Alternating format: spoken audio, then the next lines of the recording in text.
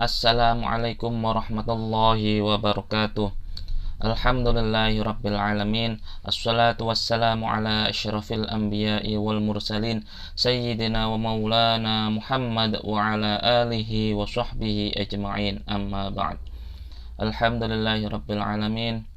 Puji syukur kehadirat Allah Subhanahu wa taala yang telah memberikan kita nikmat sehat sehingga kita dapat melaksanakan pembelajaran jarak jauh. Baik, di kesempatan kita kali ini kita akan belajar tentang kemagnetan dan pemanfaatannya ya, dengan subbab elektromagnet.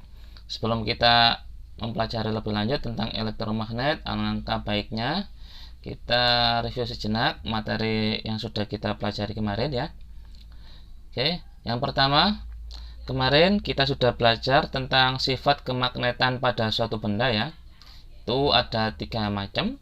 Yang pertama ferromagnetik, yaitu benda yang dapat ditarik dengan sangat kuat ya, itu ferromagnetik.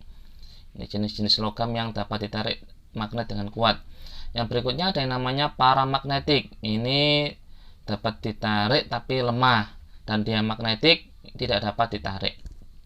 Yang berikutnya tentang cara pembuatan magnet. Ada 3 macam cara, yaitu yang pertama digosok ya, digosok dengan searah, kemudian diinduksikan ya, didekatkan dengan magnet tanpa harus ditempelkan, atau yang ketiga dialiri listrik DC atau sering kita kenal dengan istilah elektromagnet. Nah, ini nanti kita akan bahas yang cara pembuatan magnet dengan dialiri listrik DC, dan kita akan bahas secara mendalam.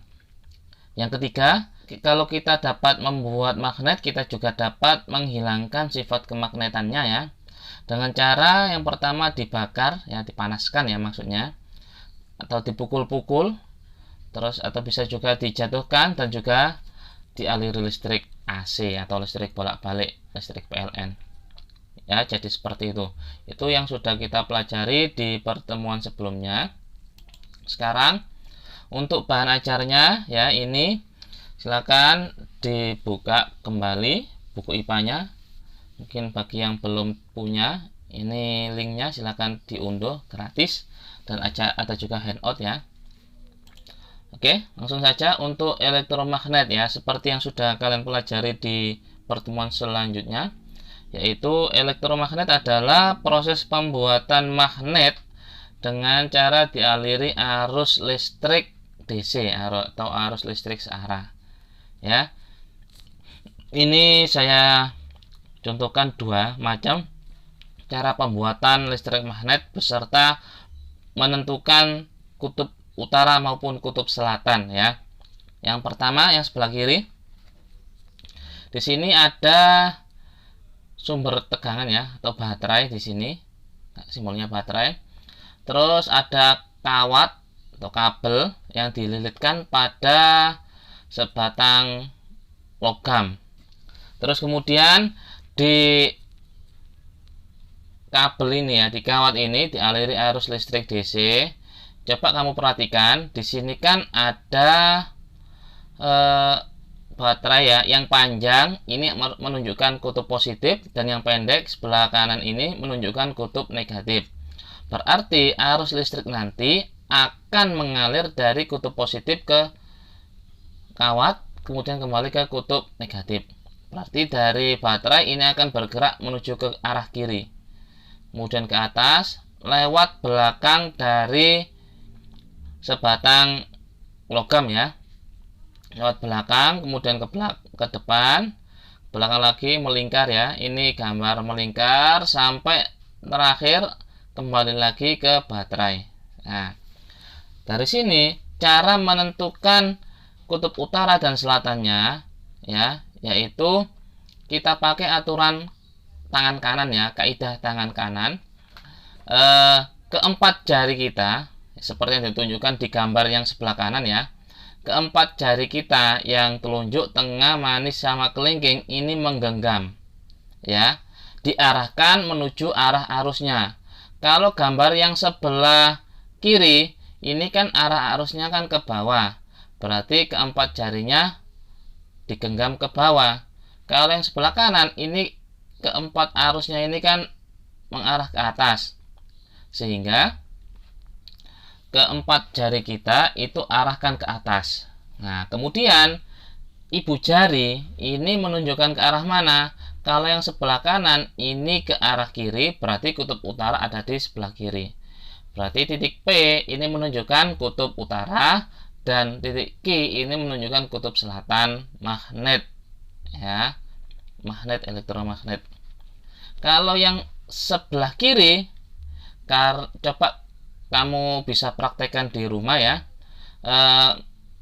Arahkan keempat jarimu ke bawah sambil menggenggam sebuah bolpen, kemudian kamu genggam bolpen itu, maka ibu jarimu itu menunjukkan ke arah kanan, sehingga ke arah kanan ini menunjukkan kutub utara magnet, ya.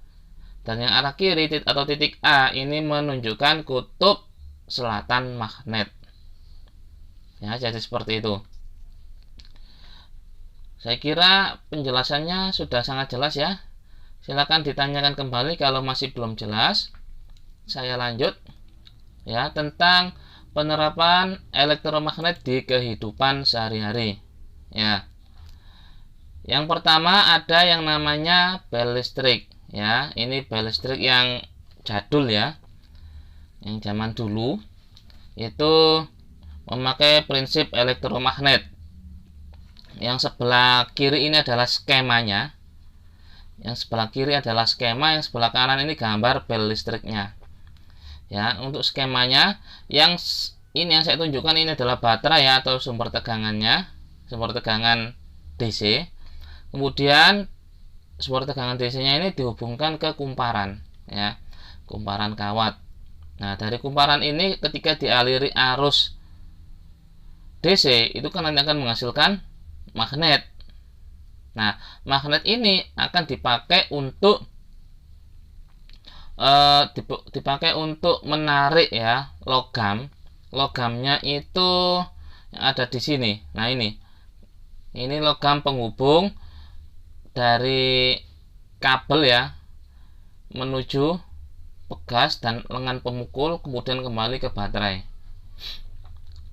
Akan ditarik sehingga ketika ditarik ini kan ada pegasnya ini juga menarik sehingga tarikan. Jadi magnetnya ini menarik lengan pemukulnya ini ya, menarik ke sana ke kumparan kawat, terus pegasnya dia akan menarik ke bawah sehingga lengan pemukulnya ini bergerak berayun ya dari mana ini, dari bawah ke atas sehingga seolah-olah lengan pemukulnya ini seperti orang yang sedang memukul ya, memukul sebuah logam sehingga terdengar bel.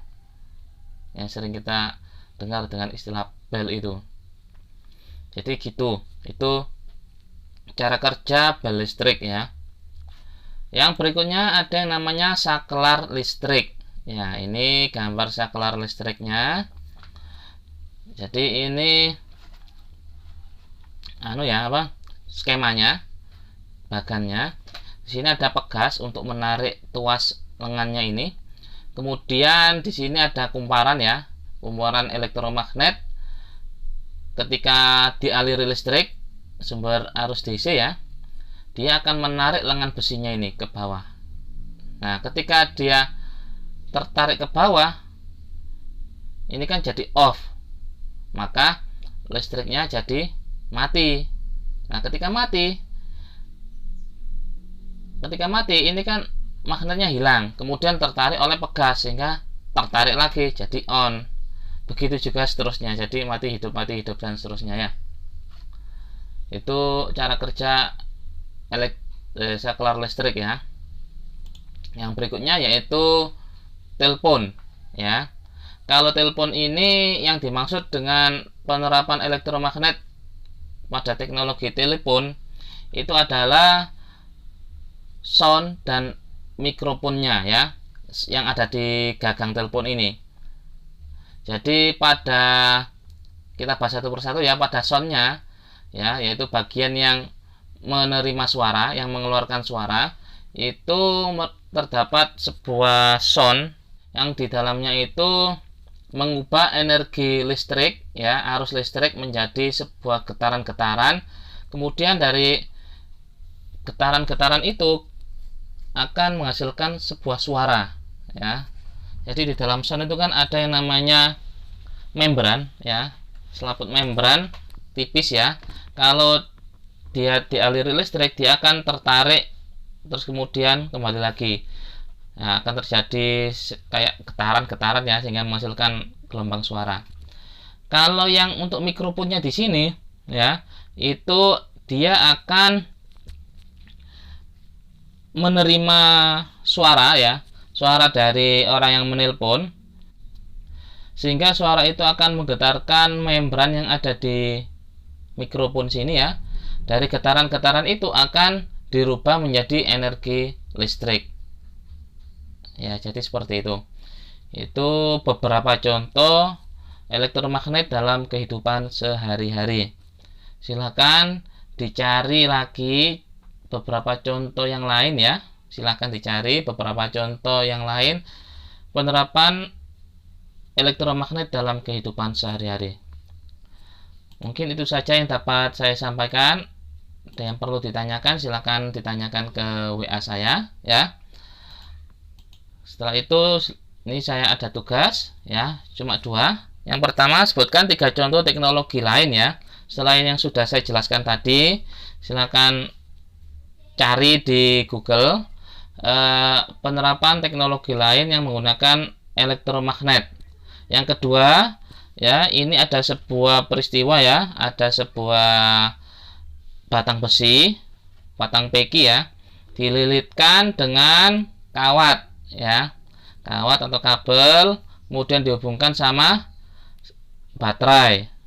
Nah, kemudian di sisi lain, di sebelahnya ini ada besi, ya, besi RS yang didekatkan dengan logam besi peki. Nah, pertanyaannya adalah tentukan kutub magnet, ya, maksudnya kutub magnet pada titik P QRS. Untuk logam PQ ini menghasilkan magnet dari aliran listrik. Kalau pada besi RS ini jadi magnet dari proses induksi, ya, induksi dari ini magnet listrik ini. Oke, silakan dianalisis pakai aturan tangan kanan. Kemudian ini dianalisis pakai induksi, ya, seperti yang sudah saya jelaskan kemarin. Baik, itu saja yang dapat saya sampaikan. Semoga apa yang kita pelajari hari ini menjadi ilmu yang bermanfaat, menjadi ilmu yang barokah. Akhiran wabillahi taufiq wal hidayah. Wassalamualaikum warahmatullahi wabarakatuh.